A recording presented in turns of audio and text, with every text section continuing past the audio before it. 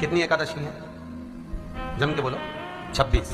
जो भगवान विष्णु के पास जाकर निवेदन करी थी वो निर्जला था,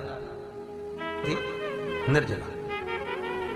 इसलिए सारी एकादशियों में निर्जला एकादशी की महत्वता शास्त्र प्रमाण करता है महाराज। पर हिंदू धर्म के 3 व्रत ऐसे बता दिए जिन व्रतों का पुण्य समाप्त नहीं हुआ। हिंदू धर्म के 3 व्रत ऐसे हो गए जिनका पुण्य समाप्त नहीं हुआ महाराज। क्यों? जिनका पुण्य प्रबलता में बढ़ता गया। पहले नंबर पर एकादशी, दूसरे नंबर पर प्रदोष और तीसरे नंबर पर शिवरात्रि। एकादशी आकर खड़ी हो गई। अब निर्जला के दिन शिव महापुराण की कथा कहती है, स्कंद पुराण कहती है कि आप वर्ष भर की एकादशी का क्रम भले ना करें, पर निर्जला एकादशी के दिन जो तुलसी हम ठाकुर जी को समर्पित करते हैं, वो तुलसी, ध्यान देना, वो तुलसी अगर मान लो आपके पास में रखी है, निर्जला एकादशी के दिन भगवान ठाकुर जी को, शालिग्राम जी को, लड्डू गोपाल जी को, आपके घर में, आपके मंदिर में जो आपने भगवान को तुलसी समर्पित करी है, वो तुलसी मान लो तुम्हारे पास रखी है, और कोई व्यक्ति को बहुत ज्यादा कष्ट है शरीर में, बहुत कष्ट है, थोड़ी सी वो तुलसी चढ़ी हुई ठाकुर के चरणारविंद की, आप उस जीव को दो तो सही, आधा घंटा इंतजार करो, स्वास्थ्य में अंतर आना प्रारंभ हो जाता है उस निर्जला का। क्योंकि निर्जला ऐसी एकादशी है जिसने जगत में जाकर, देवताओं के पास जाकर निवेदन करा है जगत कल्याण के। जितनी भी माताएं एकादशी का व्रत करती, बहुत ध्यान से सुनना आज की कथा को, शायद जिंदगी में मिली ना मिली, पर यह कथा का रिश्ता तो बहुत ध्यान से सुनना। स्कंद पुराण यहां तक कहती है कि इस कथा के चरित्र को जो श्रवण कर लेता है उसको 26 एकादशी करना भी नहीं पड़ती। इस एकादशी की केवल ये कथा सुनकर ही वो तर जाता है। बहुत ध्यान से सुनना इसको, कथा को। एकादशी के दिन जब आप जल शंकर को चढ़ाने तो रोज ही जाते हैं, जब एकादशी का दिन रहे और शंकर जी के मंदिर में आप जल समर्पित करें तो 3 बार मुख से स्वधा स्वधा स्वधा या स्वधा स्तोत्र का पाठ, जिसमें 12 श्लोक, 2-4 हैं, पैसा तो आ रहा है और घर में टिक नहीं रहा, डॉक्टर में, पुलिस में, एक्सीडेंट आदि में, कहीं गलत जगह पर व्यसन में अगर पैसा जा रहा है, जुए में, मांसाहार, मदिरा पान, या कहीं आया पैसा आने में कमी नहीं आ रहा है, पर टिक नहीं रहा, रुक नहीं रहा, कोई मांगने आ गया, दे दिया, फिर वहां से अपने पास नहीं आ रहा, अपन कह रहे हैं भैया हमारा पैसा लौटा दो, नहीं आ रहा। तो महाराज शिव महापुराण की कथा कहती है एकादशी के दिन गंगा के जल में मात्र 7 बेलपत्री डालकर, जो नंदीश्वर भगवान अर्थात जो शंकर जी के शिवलिंग के सामने नंदी होता है, उस नंदी के चरण पर गंगा का जल चढ़ाकर बेलपत्री शिव पर समर्पित कर देता है, उसके घर में रुपया रुकना चालू हो जाता है, फिर वो गलत जगह पर नहीं जाता, गलत स्थान पर वो धन जाएगा ही नहीं। तूने मांग, तुझे क्या चाहिए?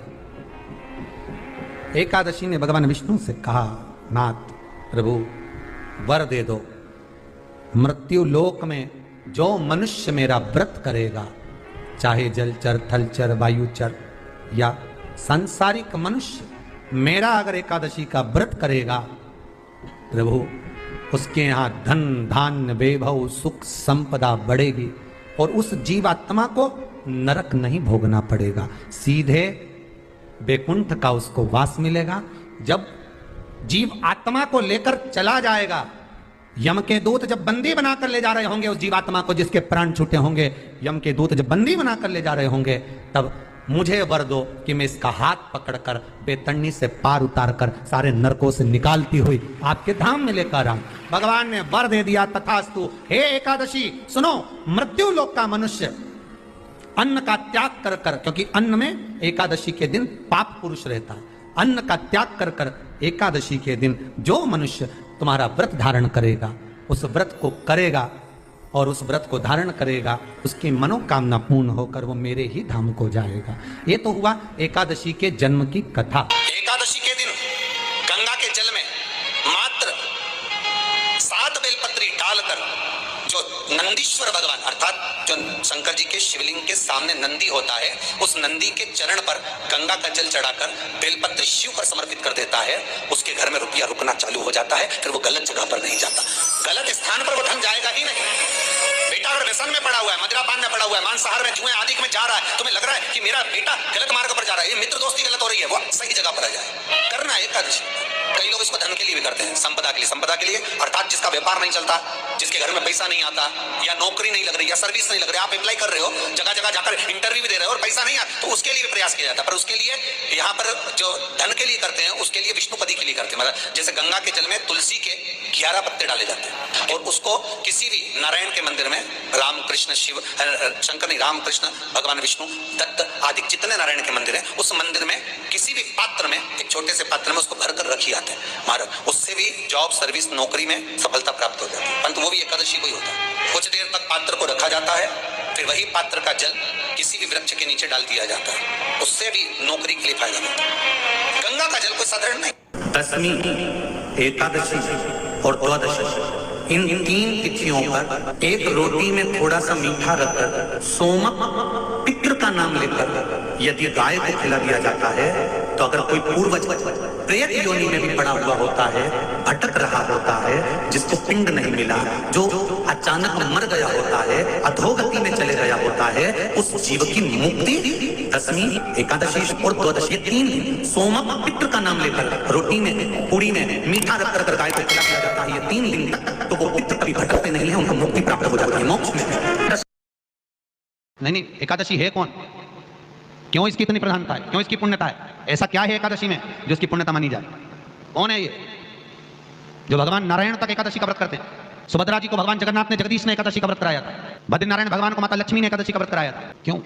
चंद्रायण एकादशी व्रत की माता। एकादशी है कौन? तो कहा जिसको व्रत करने पर भगवान नारायण भी जिसका व्रत करते हो, भगवान माता लक्ष्मी जिसका व्रत करती हो, वो एकादशी है कौन? तो शास्त्र वर्णन करता है महाराज, स्कंद पुराण का सुंदर चातुर्मास्य खंड के अंतर्गत वर्णन आया है महाराज। एक बार भगवान विष्णु आनंद में विराजमान थे, पद्मावती और माता लक्ष्मी दोनों उनके पास में विराजी हुई थी। भगवान लक्ष्मी और पद्मावती दोनों बेटी, एक सिर के पास, एक चरण के पास। कुछ समय बाद वहीं पर ब्रह्मदेव का आगमन हुआ और ब्रह्मा जी आगमन पाकर भगवान नारायण पद्मावती से लगकर उठे और उठकर लक्ष्मी की ओर झुके। झुकने पर इन तीनों के समागम से भगवान नारायण के हृदय चित्त से एक कन्या प्रकट हो गई। उस कन्या का नाम एका था। क्या नाम था? एका। अब 10 उसके गुण इतने प्रबल थे, वो 10 गुण उसके बड़े प्रबल थे कि वो एका जिसको निहारती थी उसको संपदावान बना देती थी, जिसको देख लेती थी उसके जीवन में वो आनंद की अनुभूतियां करा देती थी। एका जिस मार्ग से जाती थी उस मार्ग के द्वार खोल देती थी। एका का पुण्य इतना पुण्य प्रखर। पद्मावती और लक्ष्मी ने कहा महाराज ये बेटी आपके द्वारा निर्मित हुई है, इसका कन्यादान करना चाहिए। हमारे यहाँ हिंदू धर्म में रीति है, जिस दिन कन्यादान करा जाता है उस दिन व्रत रखा जाता है। अब आजकल लगते हैं कि मालूम नहीं, और कन्यादान करते समय व्रत रखा जाता है। व्रत रखना, एका का कन्यादान करना है। भगवान बोले कन्यादान करें, किसको दें? एका किसको दी जाए? एका प्रदान किसको करी जाए? पुण्यता किसको दी जाए? भगवान नारायण ने उसी समय लक्ष्मी और पद्मा से पूछा, तुम एकादशी के दिन जब आप जल शंकर को चढ़ाने तो रोज ही जाते हैं। जब एकादशी का दिन रहे और शंकर जी के मंदिर में आप जल समर्पित करें तो 3 बार मुख से स्वधा स्वधा स्वधा या स्वधा स्त्रोत का पाठ, जिसमें 12 श्लोक 2-4 हैं। पैसा तो आ रहा है पर घर में टिक नहीं रहा। डॉक्टर में, पुलिस में, एक्सीडेंट आदि में, कहीं गलत जगह पर व्यसन में अगर पैसा जा रहा है, जुए में, मांसाहार, मदिरा पान, या कहीं आया पैसा आने में कमी नहीं, आ रहा है पर टिक नहीं रहा, रुक नहीं रहा। कोई मांगने आ गया, दे दिया, फिर वहां से अपने पास नहीं आ रहा, अपन कह रहे हैं भैया हमारा पैसा लौटा दो, नहीं आ रहा। तो महाराज शिव महापुराण की कथा कहती है एकादशी के दिन गंगा के जल में मात्र 7 बेलपत्री डालकर जो नंदीश्वर भगवान अर्थात जो शंकर जी के शिवलिंग के सामने नंदी होता है, उस नंदी के चरण पर गंगा का जल चढ़ाकर बेलपत्री शिव पर समर्पित कर देता है, उसके घर में रुपया रुकना चालू हो जाता है। फिर वो गलत जगह पर नहीं जाता, गलत स्थान पर वो धन जाएगा ही नहीं। तूने मांग, तुझे क्या चाहिए? एकादशी ने भगवान विष्णु से कहा, नाथ प्रभु वर दे दो, मृत्यु लोक में जो मनुष्य मेरा व्रत करेगा, चाहे जलचर, थलचर, वायुचर या सांसारिक मनुष्य, मेरा अगर एकादशी का व्रत करेगा प्रभु, उसके यहाँ धन धान्य वैभव सुख संपदा बढ़ेगी और उस जीवात्मा को नरक नहीं भोगना पड़ेगा, सीधे वैकुंठ का उसको वास मिलेगा।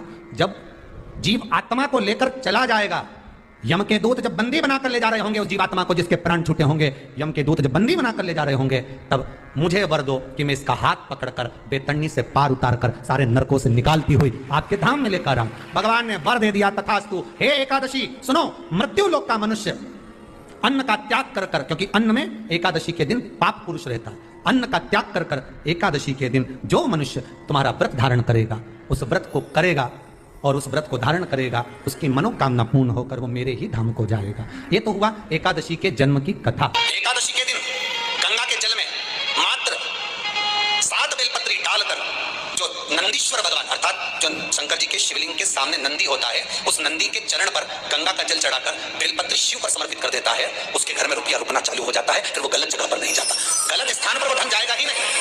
बेटा अगर व्यसन में पड़ा हुआ है, मद्यपान में पड़ा हुआ है, मांसाहार में, जुए आदि में जा रहा है, तुम्हें लग रहा है कि मेरा बेटा गलत मार्ग पर जा रहा है, ये मित्र दोस्ती गलत हो रही है, वो सही जगह पर आ जाए। करना है एकादशी। कई लोग इसको धन के लिए भी करते हैं, संपदा के लिए अर्थात जिसका व्यापार नहीं चलता, जिसके घर में पैसा नहीं आता, या नौकरी नहीं लग रही, या सर्विस नहीं लग रही, आप अप्लाई कर रहे हो, जगह जगह जाकर इंटरव्यू भी दे रहे हो और पैसा नहीं आता, तो उसके लिए प्रयास किया जाता है। पर उसके लिए यहाँ पर जो धन के लिए करते हैं, उसके लिए विष्णुपति के लिए करते हैं। मतलब जैसे गंगा के जल में तुलसी के 11 पत्ते डाले जाते हैं और उसको किसी भी नारायण के मंदिर में, रामकृष्ण शिव शंकर नहीं, रामकृष्ण भगवान विष्णु दत्त आदि जितने नारायण के मंदिर है, उस मंदिर में किसी भी पात्र में, एक छोटे से पात्र में उसको भर कर रखी जाते हैं महाराज। उससे भी जॉब सर्विस नौकरी में सफलता प्राप्त हो जाती है। परंतु वो भी एकादशी को ही होता है। कुछ देर तक पात्र को रखा जाता है, फिर वही पात्र का जल किसी भी वृक्ष के नीचे डाल दिया जाता है, उससे भी नौकरी के लिए फायदा मिलता है। गंगा का जल कोई साधारण नहीं। दशमी, एकादशी और द्वादशी, इन 3 तिथियों पर एक रोटी में थोड़ा सा मीठा रखकर सोमक पितृ का नाम लेकर यदि गाय को खिला दिया जाता है, तो अगर कोई पूर्वज प्रेत योनि में भी पड़ा हुआ होता है, भटक रहा होता है, जिसको पिंड नहीं मिला, जो अचानक मर गया होता है, अधोगति में चले गया होता है, उस जीव की मुक्ति दशमी, एकादशी और द्वादशी, ये 3 दिन सोमक पितृ का नाम लेकर रोटी में, पूरी में मीठा रखकर अगर गाय को खिला दिया जाता है, ये 3 दिन तक, तो वो पितृ कभी भटकते नहीं है, उनको मुक्ति प्राप्त हो जाती है, मोक्ष में।